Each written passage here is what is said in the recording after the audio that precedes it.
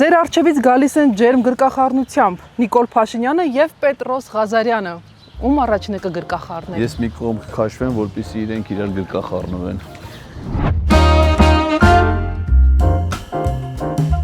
Այսօր ոչ պաշտոնական հանդիպելու եմ ընդդիմադիր քաղաքական գործիչ Հայաստանի Հանրապետության արտակարգ դեսպանորդ, լիազոր նախարար, տնտեսագիտության դոկտոր, իրավագիտության մագիստրոս դոցենտ Էդգար Ղազարյանի հետ։ Իսկ միասին ինչ ենք անելու իրենց տանը, իհարկե ջութակ ենք նվագելու։ Դուք դեռ նրան այդպիսին չեք տեսել։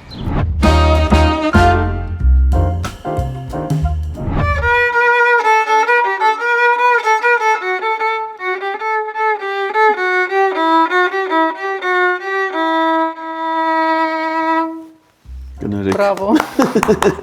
Շնորհակալություն։ Դուք կուլտուրական, ինտելիգենտ մարդ, ինչ գործ ունեք քաղաքականության մեջ, պարոն Ղազարյան։ Քաղաքականություն հենց կուլտուրական, ինտելիգենտ մարդկանց տեղն է, էլի մնացել ենք սրանց հույսին։ Ախր, էլ գողփիսո, էլ քաչարշուն, ինչ ասես լսում ենք այս օրերին, դուք ինչ գործ ունեք։ Բայց մեր գործն է, որ այդ գողփիսոներն ու քաչարշուներին գործից անել, եւ մենք դրանց տեղը քաղաքականությամբ զբաղվելն է, որովհետեւ քաղաքականությունը ինչ է, հասարակական գործունեություն իշա հանրության։ Եվ դրանով հիմնականում ովքեր պետք է զբաղվեն, նրանք ովքեր ոչ գողփիսո են, ոչ էլ քաչալ շուն։ Անեկդոտ կա, չէ, որ ասում այն օրը Վաղոդենս տուն 2 ժամ դաշնամուր եմ նվագի, ասում եմ լավ է, սարը դրանց ես չեմ սիրում։ Իմ նվագելը դա սիրողական է, ես իհարկե երաժշտական կրթություն ունեմ, ես Ջերմուկի երաժշտական դպրոցն եմ ավարտել, սկզբից Վայքում էի հաճախում, հետո Ջերմուկում ավարտեցի, դե ջութակի բաժինը, ջութակի որ գնում ես, պարտադիր պիտի նաև դաշնամուրը որպես երկրորդ գործիք ունենա, բայց դա իմ շնորհքը չի, էլ երաժշտական դպրոց գնալը, նվագելը, դա մայրիկիս վաստակն է, որովհետև ինքն է հետևողական եղել, ստիպում էր այն ժամանակ, որ ես նվագեմ, բայց ես հիմա շատ մեծ երախտիկով ու շնորհակալությամբ եմ հիշում մայրիկիս նաև այդ բանի համար։ Երեկոյան ինքս այդ լարվածությունս նվագելով եմ։ Ես ուզում եմ այդ հարցը տալ, այսինքն երբ որ շատ ջղայնացած եք լինում այդ ժամանակ եք մոտենում գործիքին, թե հակառակը, որ ռոմանտիկ տրամադրություն եք ունենում։ Եվ երաժշտությունը ունես մի բան է, որ մարդու ցանկացած հոգեվիճակ հնարավոր է երաժշտության միջոցով արտահայտել։ Ու այդ պահին համապատասխան իհարկե երաժշտությունը ընտրվում։ Խոշոր բիզնես թե падգամավոր։ Չէ, ես բիզնես երբեք չեմ ունեցել, բիզնեսում աշխատել եմ իհարկե, բայց հասարակական գործունեություն, այդ թվում падգամավորական ավելի հոգեհարազատ եմ։ Բայց լավ, այդքան կուլտուրական, այդքան լավ, բա Պետրոս Ղազարյանի հետ ինչու ձեր ջրերը մի առվով չեն հուսում։ Պետրոսն է մեղավոր։ Ես Այդ ինչ հաշիվ է, պարոն Ղազարյան։ Ես մեղք չունեմ։ Ձեր հարցազրույցն է միացնում նայում, ինքը ձեզ է սենց սիրուն պատասխան տալիս, դուք իրան ավելի սիրուն պատասխան եք տալիս, հետո ինքը էլ ավելի սիրուն, դուք էլ ավելի սիրուն։ Լավ, բայց ինչից սկսվեց, ինչից տեղի ունեցավ դա։ Մեր միակ ընդհանրությունը մեր ազգանունն է։ Միակ ընդհանրություն։ Մենք ուրիշ ընդհանրություն չունենք։ Ինքը 2 անգամ այնց հարցազրույցի հրավիրել, երկուսն էլ իմ կարծիքով իր ապարագայում չի ստացվել, որից հետո ինքը ձեռնպահ է մնում։ Նույնիսկ ես եմ դիմել, ասում եմ, ես ուզում եմ այդ թեմայով խոսել, ներկայացնել, բան վախենում եմ։ Ու դրանից առաջացել է այդ Ղազարյան versus Ղազարյան նախագիծը, ասում դե ոչ չես հրավիրում, դե հիմա նստի ու շաբաթը 2 անգամ։ Դες ոնց եմ ես քեզ հյուր գալիս։ Ես կլնեմ քո հյուրը։ Պետրոսը առանց ինչ չի կարա, ես առանց իրա, այդպես բան աստված։ Երևի դա լավագույն պատասխանն էր այս պահին։ Մեկ բառով բնութագրել Փաշինյանին, մեկ բառով Քոչարյանին։ Փաշինյանը հայրենիքի գող է, իսկ Քոչարյանին կդժվարանամ մեկ բառով բնութագրել, որպես համառ գործիչ։ Իսկ եթե ձեզ sense թեմատիկա առաջարկեմ, կարող եք նվագել օրինակի համար, ուզում եմ ասել, խոսեցինք Պետրոս Ղազարյանից, խոսեցինք կարճ Նիկոլ Փաշինյանից, ինչ ասոցիացիաներ, ինչ էմոցիաներ առաջացան, ինչ կնվագեք դրա հետ կապված։ Չէ, իրանց հետ կապված երաժշտություն։ Մենք կողը բախ եք նվագում։ Չէ, իրանց օրինակ Նիկոլ Փաշինյան, ես կարծում եմ, որ երաժշտության հետ առհասարակ չասեմ, այսպես մի բան կարա լինի, էլի, ես եթե Նիկոլ Փաշինյան, հարված ես, դες ջարդ ես, փշեր ես, դες բռն ես, բանան ես, ավիր ես, դες մեղեդի չի ստացվի։ Բայց ասենք գեղեցիկ մեղեդի, որ ես սիրում եմ, օրինակ Աստոր Պիացոլայի Oblivion ստեղծագործություն կա, որը որ շատ եմ սիրում, այդ ջութակով էլ եմ նվագում, դաշնամուրով, եթե ուզեք։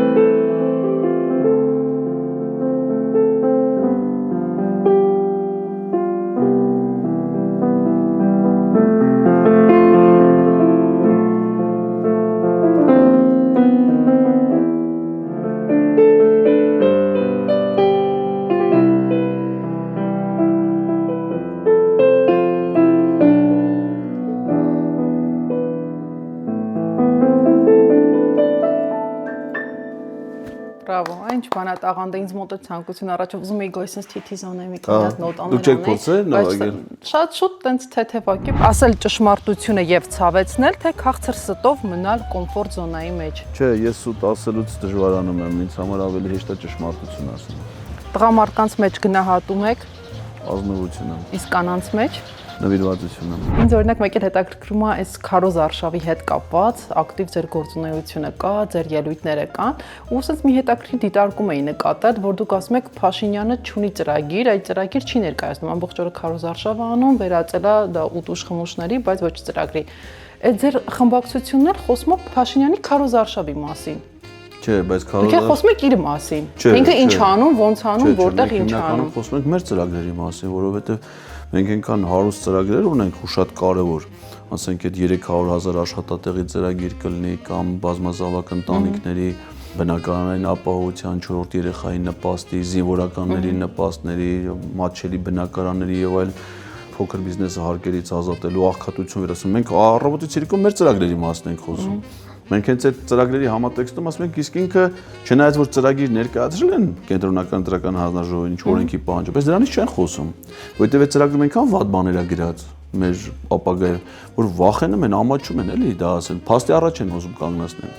Դրա մասին չեն խոսում, հետո ասում են, բայց գնայեք, նայեք, մենք տվել ենք ծրագիր, որ ենթադրենք անկլավները հանձնելու ենք Ադրբեջանին, այդ որ դուք չեք կարդացել մեր մեղքը որն է, բայց իրանք հիմա Քարոզ Արշավի ընթացքում դրա մասին չեն խոսում։ Մենակ գնում են, ուտում են, նույնիսկ գաթանը ասենց իրար կենաց խփելով, ասենց Արարատ Միրզան Փաշինյանի հետ գաթայով կենաց տեսել եք իսկ առաջնումները։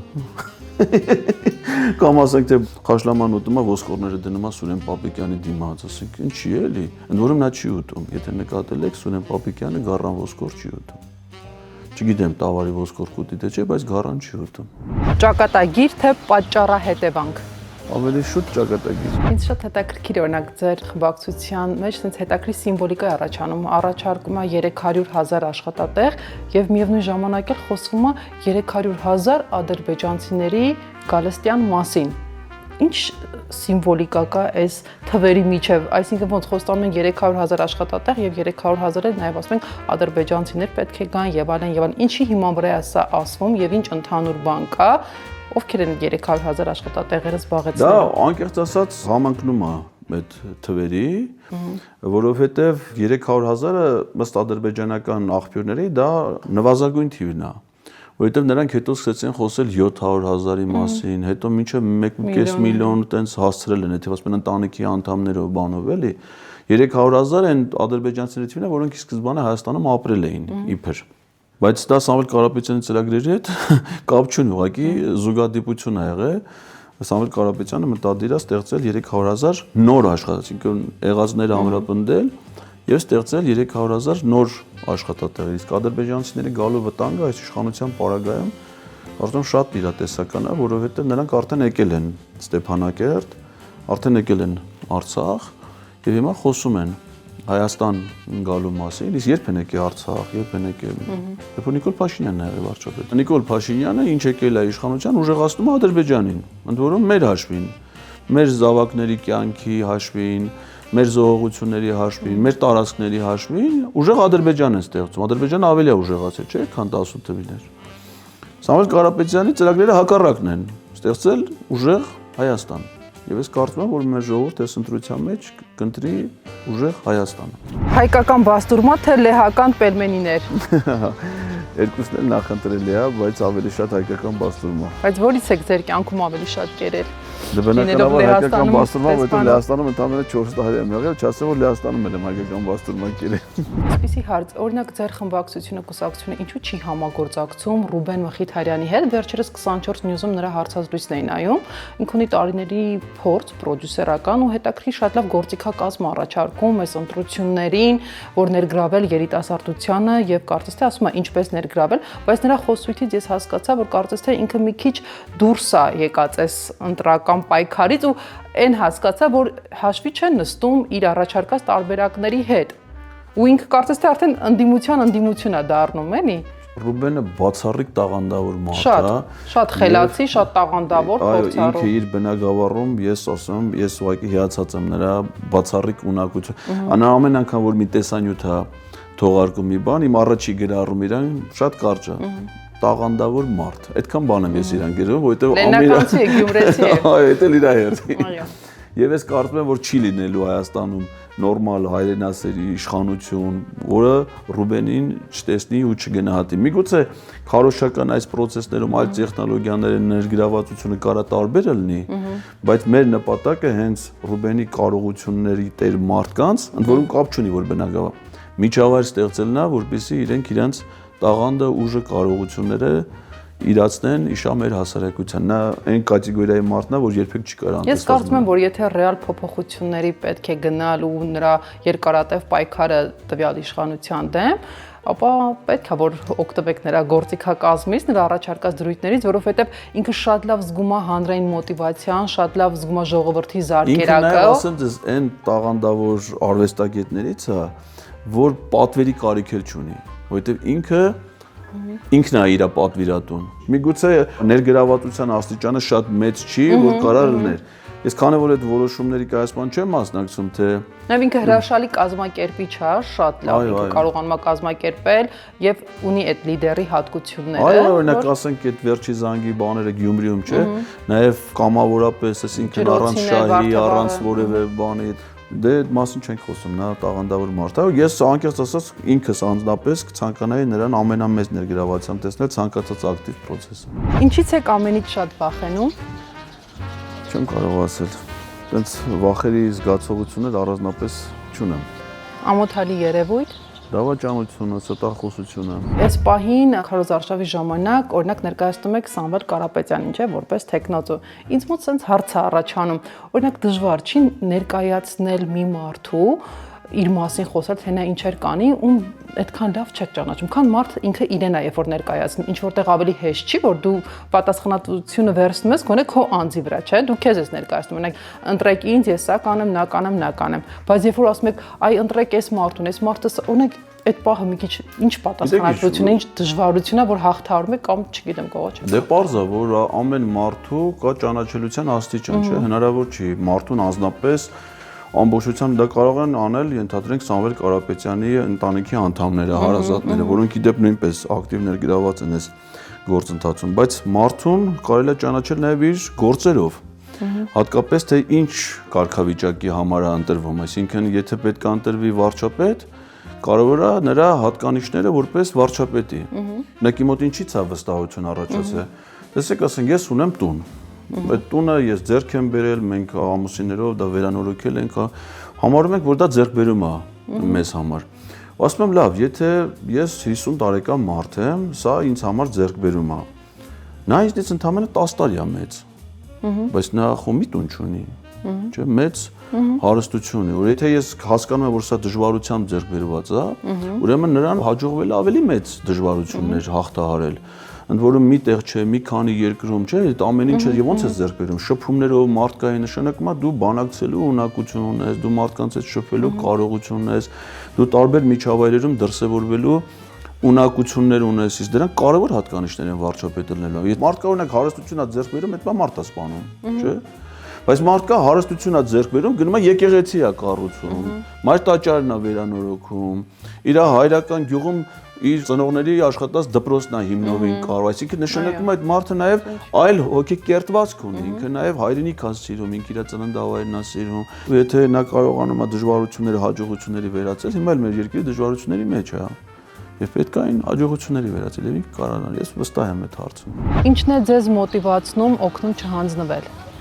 Գործին նվիրվածությունը, եթե ես ինչ-որ բանով զբաղվում եմ, եթե ընտրում եմ այդ զբաղմունքը, ուրեմն ամբողջությամբ դրան նվիրվում եմ։ Եթե նվիրվում եմ, նպատակադրվում եմ առանց հանձնվելու հասնել նպատակին։ Իսկ եթե ինչ-որ մի բան չի ստացվում, դժվարություններ են ինհայտ գալիս, ինչն է ձեզ առաջ մղում, ուժ տալիս, մոտիվացնում։ Նպատակադրում, այսինքն ես հասկանում եմ, որ եթե քո առջև նպատակ ես դրել, պարտադիր չի հենց այն պահին հասնես, ինչ պահին որ դու դրան ձգտում ես։ Կարող է նաև չստացվի, կարող է նաև ձախողում լինի։ Ես չեմ հիասթափվում նման դեպքերում։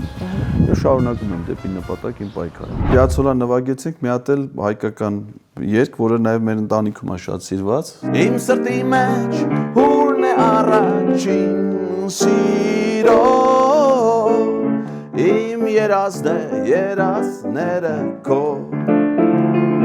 La la la la la la la la la la. անցնում են օրեր ու հեռանում La la la la la la la la la la La la la la la la la la la la Մեր սերը երբեք չի ծերանում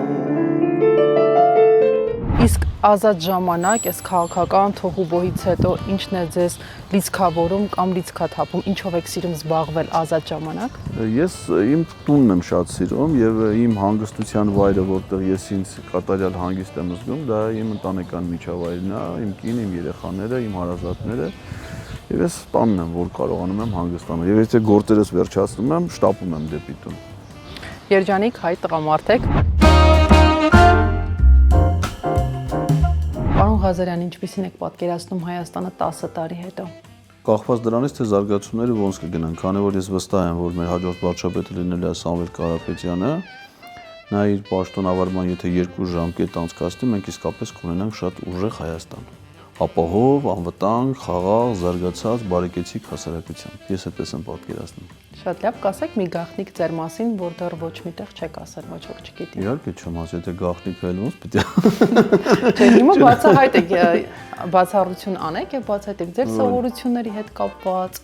Անկեղծ ասած, այտենց Ինչ տարօրինակ հատկանիշներ ունեք դուք, որ սովորաբար դա անում եք։ Այդ հարցերի հասցեատերը իմ կինն է, էլի, որ իրան պետք է հարցնեք, թե ես ինչ տարօրինակություններ ունեմ։ Դուք հեշտ եք որոշումներ կայացնում, թե դժվարությամբ։ Հեշտ։ Օրինակ, եթե գնումներ ենք անում, չէ, շատ արագ եմ։ Օրինակ, մենք ընտանիքը որ գնում ենք գնումների, ինքնից երկար է մտածում, հեսա նայում, այնա նայում։ Իհարկե, եթե իմ վերաբերյալ որոշումն էլ այդպես կայացրել, դա շատ լավ որոշում է։ Բայց ես օրինակ, ես էլ եմ լավ որոշումներ կայացնում, բայց արագ։ Երևի ազար կյանքը հեշտ է անցնում, էլի։ Իմ երեխաների հարցում, տան հարցում քիչ խստապահանջ եմ, էլի։ Չեմ սիրում ուշանալ, հենց ասենք, ինչ-որ մի հանդիպումից պիտի ուշանանք, ես ներվային իրավիճակ եմ ստեղծում, հենց տենում եմ, որ ուշանում ենք, խոսում եմ, որ չի կարելի ուշանալ, այտենց հարցերում պեդանտություն ունեմ։ Օրինակ, տեսեք, օրինակ բացահայտեցինք։ Եվ վերջում այսքան հարցեր ես եկել եմ ձեր տուն, ձեզ եմ տալիս, ինչ հարց կտայիք դուք ինձ։ Ինչի մասին կհարցնեիք։ Իսկ Բացի նրանից ում եք ընտրելու։ Չէ, դե դա ձեր գաղտնիքն է, դա դուք պիտի ասեք ձեր հայացողությամբ։ Իսկ դուք ինչ Հայաստանում կուզենայիք ապրել։ Ինչպես որ մեջբերում արեցի Պերճ Զեթունցյանի խոսքերը, տպված է շատ իմ սրտում, բարեկեցիկ երկիր, որտեղից մարդ չցանկանա հեռանալ։ Պաստորեն ես իմացա դուք ում եք ընտրել։ Հիմա շատ լավ, շնորհակալություն, Ես եմ շատ շնորհակալ։ հաճելի էր ձեր ընտանիքում լինել, ծանոթանալ Միշտ բարի ձեզ հետ, համեցեք։ այսպես նաև իմանալ ձեր մասին, առօրյա կյանքում ինչպիսին եք, նաև բացահայտել, որ դուք ջութակ եք նվագում, դաշնամուր եք նվագում, Պետք է պիտի ցույց տաք։ արվեստասեր եք, անպայման, դրա համար ենք եկել, անպայման դրա համար ենք եկել։ Շատ լավ, Միշտ բարի շնորհակալություն, համեցեք։ շնորհակալություն։ Ես եմ շնորհակալ։ Ելակը կարելի է, չէ՞։ Հա, դրա համար է։ Արհեստական չի, չէ՞։ Ճիշտ ասեցի, Մարուր։ Որը բաներ չասեցիք, պետք է կարող։ Դե հիմա դա Օրինակ, ինչ չի ասել, ինչ չի ասել։ Թերություններից մի հատ թերություն ասեք։ Հա, բայ քո էդի մի ամբողջ հաղորդում է։ առանձին հաղորդում է։